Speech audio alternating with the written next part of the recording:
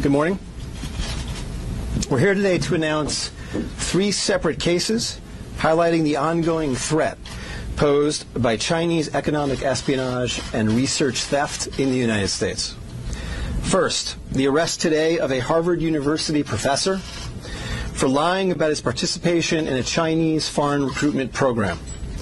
Second, this morning we have unsealed a separate indictment of a Chinese national working as a scientific researcher at Boston University who failed to mention on her visa application that she is also a lieutenant with the People's Liberation Army.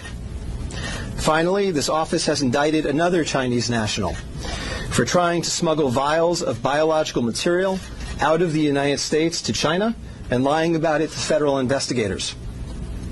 That defendant, whose entry to the United States had been sponsored by Harvard University, was a cancer researcher at a lab at the Beth Israel Deaconess Medical Center.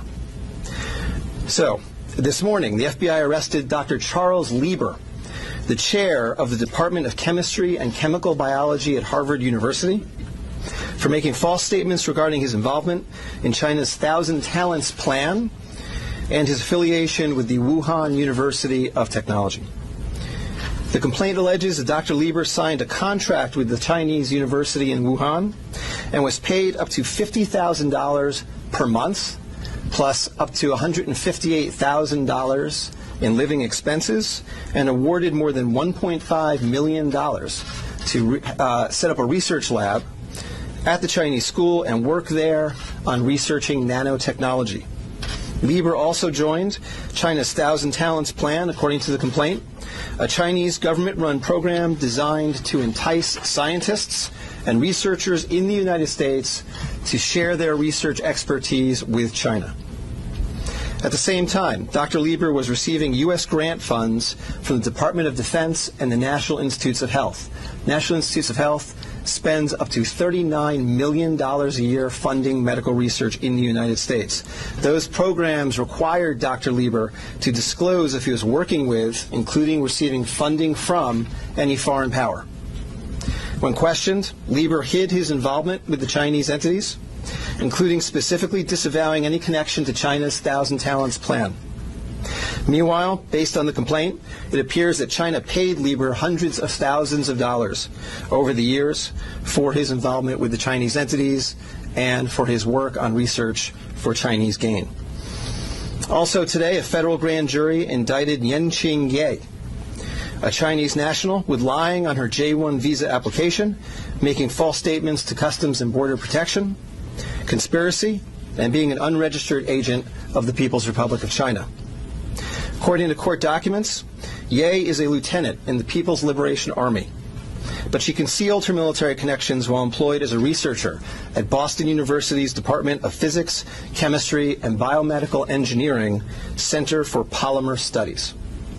The indictment alleges that a colonel in the People's Liberation Army and other military officers from the Chinese National University of Defense Technology gave Ye numerous assignments while she was in the United States, such as conducting research, assessing U.S. military websites, and sending documents and information back to China. In April 2019, Ye was questioned by customs officers at Logan Airport on her way to China. According to the indictment, she lied about her involvement with Chinese military projects. A border search of her electronic devices showed that Ye had compiled information for the People's Liberation Army about 2 U.S. residents with expertise in robotics and computer science. Lastly, last week this office indicted Zheng Zhaozhong, a Chinese national sponsored by Harvard University who was doing cancer research at the Beth Israel Deaconess Medical Center. Zheng was charged with attempting to smuggle to Beijing vials of biological material, along with other research materials that he had stolen from the lab at the Beth Israel, where Zheng was working on cancer cell research. Before he boarded his flight, customs officers discovered 21 vials of biological material in a sock in his baggage. When confronted by the officers, Zheng initially lied and said he was not traveling with any biological or research materials. Chemistry, nanotechnology, polymer studies, robotics, computer science, biomedical research. This is not an accident or a coincidence. This is a small sample of China's ongoing campaign to siphon off American technology and know-how for Chinese gain. Recently, Attorney General Barr referred to China as this country's primary rival. Similarly, FBI Director Chris Wray recently told Congress that right now there is no country that poses a greater counterintelligence threat to the United States than China. Through the use of not only traditional intelligence officers, but academics, researchers, its own private citizens, China is engaged in a massive, long-term campaign to steal U.S. research and technology for its own uses. As demonstrated by these cases, on the academic side, the Chinese government uses partnerships and exchanges with U.S. schools and research institutions to access cutting-edge research and equipment. Obviously, most visiting Chinese academics and researchers are here to work in good faith in U.S. institutions, but some of them are not.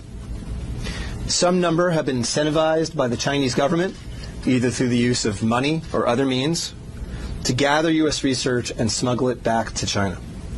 Because of the sheer scope of this threat, a year ago, the Attorney General created the China Initiative at the U.S. Department of Justice, designed to prioritize and aggressively prosecute Chinese economic espionage and theft of intellectual property. The cases we are announcing today are part of that effort. Boston is an especially attractive target for this kind of exploitation, and universities and research institutions and tech companies in this area must become sensitized to this threat. Our community benefits greatly from the diversity and talent of international visitors and our partnerships with foreign institutions, especially research institutions. But Chinese economic espionage and theft is a real and daily occurrence that we must begin to confront.